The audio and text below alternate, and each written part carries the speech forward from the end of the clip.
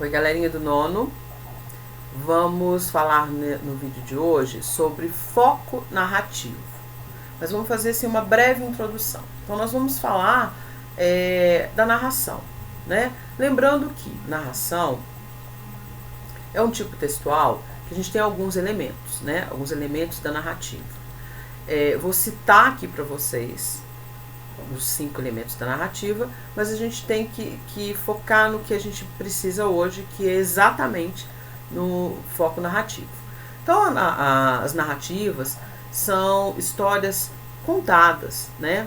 Então, tem uma sequência de fatos, né? Que montam ali o enredo. Então, já estou citando aqui os elementos da narrativa. O enredo. Tem personagens, geralmente tem um principal e todos os outros, né? Mas um eleito como principal. Tem a situação estabelecida num espaço e um tempo, né?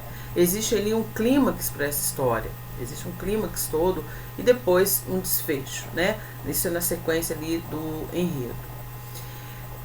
Voltando aqui para os personagens, que é o que a gente precisa pegar aqui com relação ao foco narrativo, a gente tem que atentar para o seguinte. Existe um narrador, né? Olha o nome. Narrativas tem um narrador. Esse narrador, ele pode ser observado de duas maneiras. Ele se apresenta, na verdade, de duas maneiras. E nós temos que conseguir perceber isso. É difícil essa percepção? Não, não é.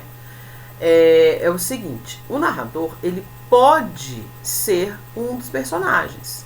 Ele pode estar fazendo parte da história, ele pode estar narrando ali a própria história, levando em conta que muitas vezes quando o narrador é um personagem, ele costuma ser o personagem principal, né? E quando o narrador ele é personagem, a gente pode dizer que esse foco narrativo está em primeira pessoa. Eu faço parte da história, eu estou contando a minha história. Então, aquela narrativa vai ser uma narrativa que vai estar sendo apresentada para a gente de uma maneira subjetiva, concorda? Quando eu participo, eu coloco ali a minha história, meu ponto de vista, então é uma situação subjetiva, né? Tem ali as minhas emoções, meu ponto de vista, eu estou contando a minha história. Então, o narrador em primeira pessoa é o narrador personagem. Uma outra situação é quando o narrador ele vem em terceira pessoa.